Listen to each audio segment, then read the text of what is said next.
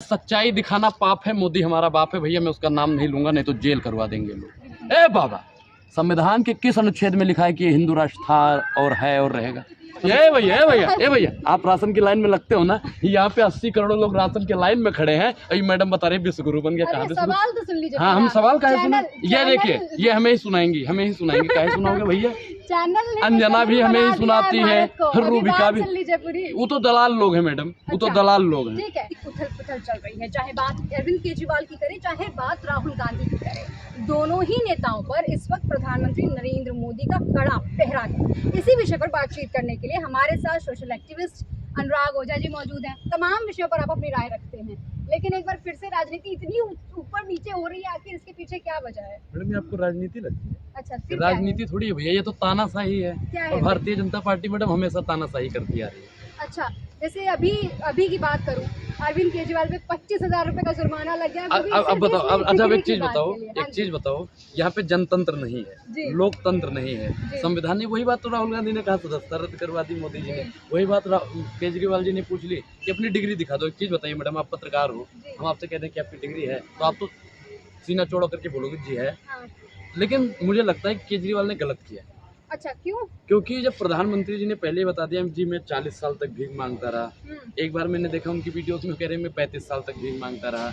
एक वीडियो में कहते हैं कि मैंने सिर्फ प्राइमरी शिक्षा पाई, मैं ज़्यादा पढ़ा लिखा नहीं हूँ। अब एक चीज़ बताइए कि जो ज़्यादा पढ़ा लिखा नहीं होगा उसके पास यूनिवर्सिटी की डिग्री कहाँ से आ जाएगी? अच्छा, हाँ। नहीं होनी चाहिए ना। बिल्कुल। ये उन्होंने प्रधानमंत्री जिसका 56 इंच का सीना है भैया, उसका उन्होंने अपमान कर दिया। जी। केजरीवाल जी मतलब मोदी को टारगेट करना चाहते हैं। अरे मोदी ने पहले ही कह दिया भैया मैं पढ़ा लिखा नहीं हूँ, मैं गंवार हूँ। अब एक चीज बताइए, अगर एक चीज बताइए मैडम, अगर डिग्री कहाँ से आई? वो सब फर्जी है। फर्जी है हमारा। जो कौन से जवान में पास होता है आपको याद है? 83 या 84 का दिखा रहे हैं। हाँ, और वो जो लिपि जो जिससे लिखी गई है डिग्री, वो तो 92 में वो लिपि उपलब्ध हुई यहाँ पे अपने। तो भैया लिखी कैसे गई? अमित शाह ने भी जुमला कर दिया। अमित शाह ने 15 लाख वाले को भी जुमला बोला था ना, तो बाद में आके बोल देगा जुमला जुमला जुमला जुमला। अच्छा, तो अरविंद केजरीवाल पे भी कोई ऐसी सदस्यता नहीं, अब तो सदस्यता मैं कह रहा हूँ कि प्रधानमंत्री मोदी जी की रद्द होनी चाहिए। क्यों? क्योंकि चुनाव आयोग कहता है कि ऐसे कोई फर्जी डिग्री दिखाता है या फर्जी संपत्ति बताता है तो उनकी वो रद्द कर देनी चाहिए सदस्यता।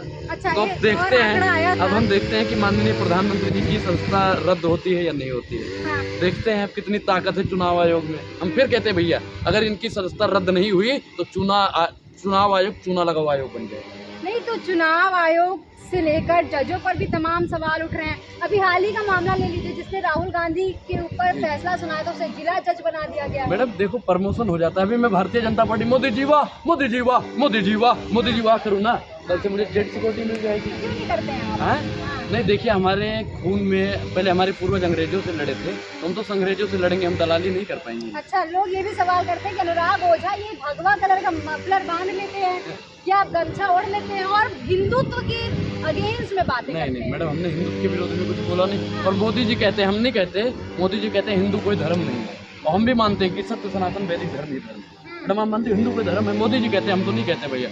जो मुगल थे, हम सिंधु घाटी सभ्यता के पास में थे, तो मुगल लोग क्या करते थे, वो सा को हा कहते थे, तो उन्होंने हिंदू नाम दे दिया। अब इनको पहले इतिहास पढ़ना चाहिए, फिर हिंदू हिंदू हिंदू हिंदू का ढिंढोरा पीटना चाहिए। तो जिस तरीके से राजनीति में अभी तो जज का भी एक जजमेंट आया था, आपने सुना ही होगा कि राजनीति में धर्म को नहीं शामिल करना चाहिए। बहुत सारे लोग ये तो जवाहरलाल नेहरू ने भी कहा था कि राजनीति राजनीतिक मुद्दों पे ही हो, धर्म पे न हो।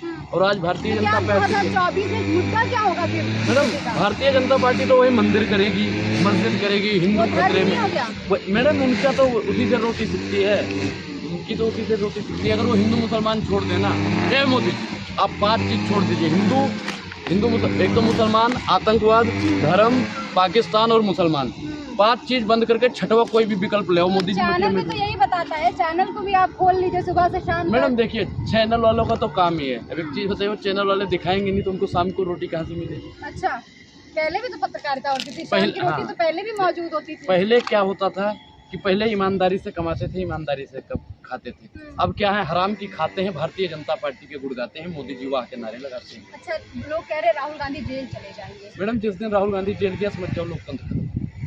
गांधी, राहुल गांधी खुद भी कहते हैं कि मैं डरने वाला नहीं नहीं तो हूँ, मैं डरना- सावरकर नहीं हूँ, मैं तो माफी बिल्कुल- नहीं मांगूंगा। बिल्कुल बिल्कुल, वो तो माफी नहीं मांगेगा। उसका नाम सावरकर थोड़ी है कि 6 बार माफी मांग ले। हाँ, राहुल गांधी माफी नहीं, मर जाएगा, फांसी पे चढ़ जाएगा, लेकिन इन संग्रेजों से माफी नहीं मांगेगा। किस अंग्रेजों से? ये संग्रेजों की सरकार है मैडम। अच्छा, संग्रेजों से। हाँ, ये भारतीय संग्रेजों का संधि विच्छेद करेंगे जरा सा। संघ बोले आरएसएस, अच्छा कांग्रेस तो मोदी जी हैं। अच्छा, अंग्रेज एक चीज कैसे है मोदी? अच्छा, अब आपको हम बताते हैं कैसे हैं। एक हाँ। नमक पे टैक्स लगा था, हाँ गांधी जी ने आंदोलन कर दिया, हाँ जी, और आज दूध दही रबड़ी मक्खन हर एक चीज पे टैक्स लगा हुआ है, कोई बोलने को तैयार चावल आटे पे भी। हर चीज पे मैडम, मैं क्या कह रहा हूँ, A to Z हर पदार्थ पे टैक्स लग गया है मैडम। यहाँ पे हम आए हैं ना, उसमें भी टैक्स, सवेरे उठते हैं मंजन करते हैं उसमें भी टैक्स, नहाते हैं पानी में भी टैक्स, खाते हैं रोटी में भी टैक्स, और लेकिन कोई बोलने को तैयार नहीं है।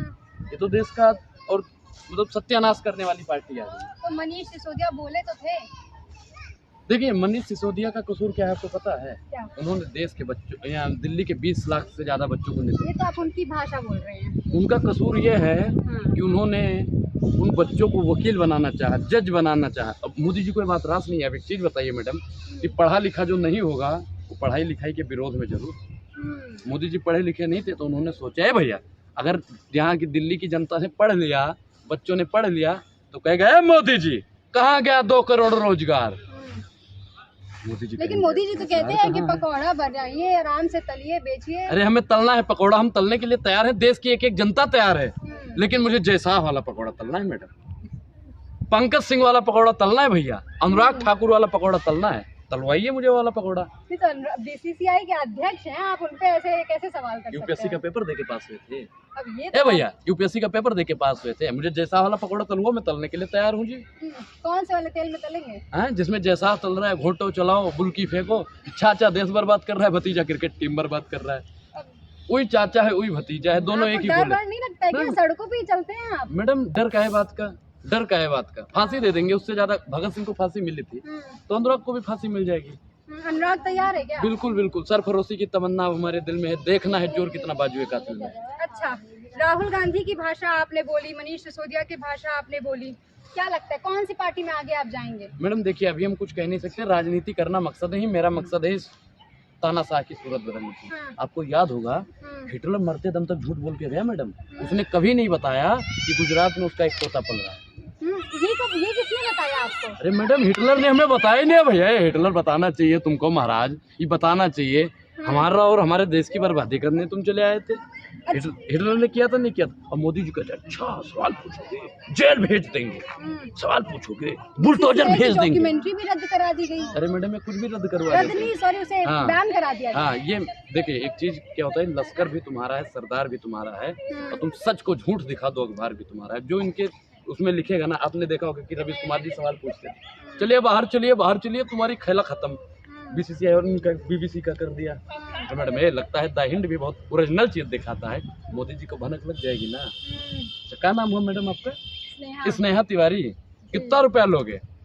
चैनल बैन कर देंगे नहीं तो। आप भैया साथ देंगे कि नहीं हमारा? मैडम हम आपके साथ थे, हैं और रहेंगे, हम तो सच्चाई के साथ में हैं। फिर बस और क्या डर है? जब आप हमारे साथ हैं तो फिर हमें मोदी जी से डरने की क्या जरूरत हाँ, है? आपके साथ तो 135 करोड़ जनसंख्या होगी, अगर आप सच्चाई और अच्छाई दिखाओगे तो। अच्छा, सच्चाई अच्छाई आज की नजर में थोड़ा नजरिया बदल गया है लोगों का। मैडम एक पत्रकार का मैं इंटरव्यू सुन रहा था, जी। वो कहता है सच्चाई दिखाना पाप है, मोदी हमारा बाप है। भैया मैं उसका नाम नहीं लूंगा, नहीं तो जेल करवा देंगे लोग। नहीं, मैंने नहीं सुना ये इंटरव्यू। मैडम मैं आपके पास भेज दूंगा, लिंक? हाँ लिंक भेज दूंगा। चलिए ठीक है, और किसी को नहीं समझाएंगे हम। हाँ अच्छा, पंजाब में जब केजरीवाल आए थे तो बहुत सारे वादे लेकर आए थे, लेकिन वहाँ पर अभी आंदोलन चल रहा है, खालिस्तान बनाओ की मैडम मांग चल रही देखिए है, देखिए, अमृतपाल को लेकर भी सवाल उठ हम रहे हैं। देखिए, हम बताते हैं कि कोई हिंदू राष्ट्र की मांग करेगा तो सिख भाई तो खालिस्तान की मांग करेंगे ही करेंगे, कोई इस्लाम राष्ट्र की मांग करेगा, कोई ईसाई राष्ट्र की मांग करेगा। पहले धीरेन्द्र शास्त्री पे भी बैन लगना चाहिए, अगली बार वो हिंदू राष्ट्र बोलते तो उसे जेल में भेज देना चाहिए। फिर आप भेजिए अमृतपाल को।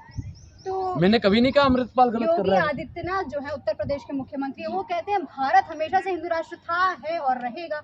मैडम देखिए, संविधान से देश चलता है, संविधान तो आप मानते हो जी, ना? बिल्कुल। ए बाबा, संविधान के किस अनुच्छेद में लिखा है कि ये हिंदू राष्ट्र था और है और रहेगा? संविधान के किस अनुच्छेद में लिखा है मैडम, आज मुझे बता। मैं भी संविधान पढ़ना चाहता हूँ। ए भैया, ए महाराज, आप लोगों का याद हो तो कमेंट में बता दो, ताकि हम भी पढ़ लें संविधान में किस अनुच्छेद में लिखा है। हाँ। मैडम हमको भी पढ़ना है। अगर संविधान में लिखा है तो हिंदू राष्ट्र बना दीजिए, संविधान में लिखा है तो खालिस्तान बना दीजिए, संविधान में लिखा हुआ है तो ऐसा ही राष्ट्र बना दीजिए, हमको दिक्कत नहीं है। हम तो कहते हैं महाराजे मोदी जी, हम कहते हैं देश की 135 करोड़ जनसंख्या मिलकर इस देश को संविधान राष्ट्र बनाने के लिए मांग करे, तभी ये देश सुरक्षित रहेगा, नहीं तो भारतीय जनता बेच देगी। अच्छा, हमारे चैनल अगर आप खोलेंगे तो ऑब्वियसली भारत तो विश्व गुरु बन ही चुका है। कैसे मैडम विश्वगुरु बन गया भारत? वही तो ए भैया आप राशन की लाइन में लगते हो ना, यहाँ पे 80 करोड़ लोग राशन के लाइन में खड़े हैं, ये मैडम बता रहे विश्वगुरु बन गया। कहाँ सवाल तो सुन लीजिए। हाँ, हम सवाल काहे सुना? ये देखिए, ये हमें ही सुनाएंगी, काहे सुनाओगे भैया? चैनल अंजना भी हमें ही सुनाती है, रूबिका भी। वो तो दलाल लोग हैं मैडम, वो तो दलाल लोग हैं। ठीक है, विश्वगुरु टीवी पैनल वाले जितने राहुल हैं। गांधी की सदस्यता जब गई तो यही विश्वगुरु पर इतने सारे सवाल हुए, चाहे ब्रिटेन हुआ, चाहे यूएस हुआ, सभी लोगों ने सवाल किए, जर्मनी ने भी सवाल किए। हाँ, राहुल गांधी भी माफी मांग लेना। ये कहते हैं ना भारतीय जनता पार्टी वाले कि राहुल गांधी माफी मांग ले, देश का अपमान हुआ। ए भैया, ए मोदी, अगर राहुल गांधी माफी मांग लेगा तो देश का अपमान खत्म हो जाएगा। मैडम परसों या तरसों में आ रहा था बस में, तो ऐसे इसी बात पे एक बंदा मुझे मिल गया, कह रहा मोदी का विरोध करते हो, बहुत करते हो, तुम्हें हम समझा देंगे। हमने कहा महाराज हमको कहाँ समझाओगे, मोदी जी का विरोध तो अमित शाह जी करते हैं। समझ गया वो 15 लाख वाला जुमला। तो उसने कहा कि अच्छा माफी मांग ले तो कहाँ चला जाएगा। तो हमने कहा हाँ ये भी बात ठीक है, माफी मांग ले तो कहाँ चला जाएगा। तो उन्होंने कहा कि माफी मांग लें, तो हमने कहा कि है भैया माफी अगर मांग लेंगे तो जो विदेश में इज्जत अब खराब हो ही गई है तो ठीक हो जाएगी। कह रहे बिल्कुल। मैंने कहा कैसे? कह रहे कि ऑक्सीजन की कमी से कोरोना में कई लोग मर गए थे, लाखों लोग मरे, और मोदी जी ने कह दिया ना कि कोई नहीं मरा है, तो लोगों ने मान लिया ना। तो ऐसे ही मोदी जी कह देंगे कि विदेश में कोई अपमान नहीं हुआ है, लोग मान जाएंगे। क्या धीरे धीरे विपक्ष खत्म हो जाएगा? मैडम नहीं, विपक्ष कभी नहीं खत्म होगा भैया। ए मोदी, सबको विपक्ष को अगर जेल में डाल दोगे ना, अनुराग तुमसे सवाल पूछने के लिए अकेले खड़े रहे। जो हर जुर्म से टकराएगा मैं वो आंधी बनाऊंगा, नए अंग्रेज आएगा।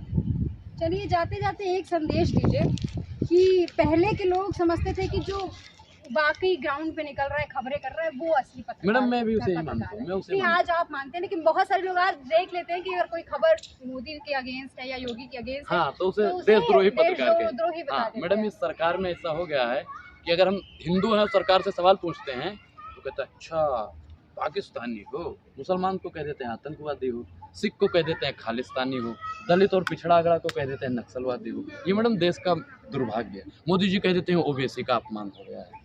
अब एक चीज बताइए, मोदी चोर है नहीं?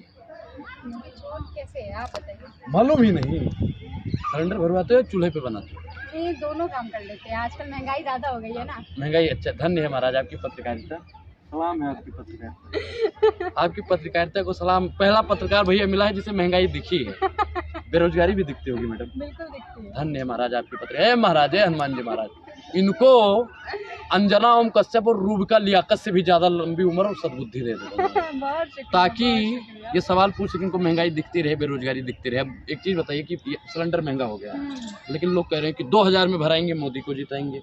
हम तो कह रहे, हमने क्या सोचा था जब मोदी जी आए थे 2014 से पहले क्या बोलते थे, भाइयों बहनों मित्रों गरीबों की कमर टूटती जा रही है और मौजूदा सरकार महंगाई की मां नहीं ले रही है। भाइयों बहनों मित्रों मैं देश नहीं बिकने दूंगा, बेच रहे हैं भारत को, खामोश में कैसे हो जाऊं। अब मैडम एक चीज बताइए, हम कहते हैं वो बेच रहे हैं भारत को, खामोश में कैसे हो जाऊं। रेल बेच रहे हैं, तेल बेच रहे हैं, सेल बेच रहे हैं, खेल बेच रहे हैं। मैडम आपने देखा होगा, गांव से हो, कहीं से भी मान लीजिए, नहीं गांव तो होगा, दोनों गांव तो होगा ना। और गांव में आपने देखा होगा जब कोई नशेड़ी और शराबी लड़का निकल जाता है तो घर की संपत्ति बेचने से, टीवी बेच देता है भैया, सोफा बेच देता है, बेड बेच देता है, खेत बेच देता है, मेहरारू का गहना बेच देता है, कपड़े बेच देता है। और आज वर्तमान सरकार देश की एक एक संपत्ति को। मोदी जी निकम्मा लड़का है। एक चीज बताइए मैडम कि कितना भी निकम्मा लड़का क्यों ना होगा, अपनी माँ को लाइन में नहीं खड़ा करेगा, खड़ा करेगा। कोई प्रधानमंत्री, अरे प्रधानमंत्री तो बहाना है, मतलब पूजनीय माता जी को मुंह से कुछ निकल जाएगा, रहने दीजिए। माता जी को भी मार्केटिंग कर डाली, जो डलहौजी ना कर पाए वो ये काम कर देंगे और कमीशन दे दो तो भारत को निकलेंगे। अब मोदी जी भी महंगाई का मां, अडानी का अ नहीं। हाँ, देश का झूठा प्रधानमंत्री भैया, जो महंगाई का मां नहीं लेता, बेरोजगारी का बा नहीं लेता, महिला शक्ति का सा नहीं लेता, अडानी का आ नहीं लेता। जहाँ आ जाए अडानी का आ, वहाँ समझ जाओ बेईमानी है महाराज। इसीलिए मोदी जी बोल नहीं दे, कह रहे हैं कि देखिए भ्रष्टाचार तो नहीं है। हाँ, भ्रष्टाचार नहीं है, भ्रष्टाचार दिखता है। ऊपर देखोगे तो जहाज में दिखेगा, ऊपर देखोगे ना तब दिखेगा जहाज में। क्लियर विजन नहीं है, क्लियर विजन है भैया। ए महाराज ऐसा है मोदी जी, इनको द हिंट वाले को ऐसा कैमरा दे दीजिए ना कि उसके अंदर भी दिखे। मोदी जी यूँ सोएंगे यूँ, मोदी कह अडानी फिर कहता है मोदी से, मोदी जी फूट डालो, मोदी कहता है अडानी जी लूट डालो। मैडम ऐसा चल रहा है देश में। डर वर नहीं है आपको? डर का है मैडम, डर का है बात का, क्या करोगे भैया? वाह रे शासन तेरा खेल, ईमानदार को होगी जेल, इससे ऊपर तो कुछ कर नहीं सकते।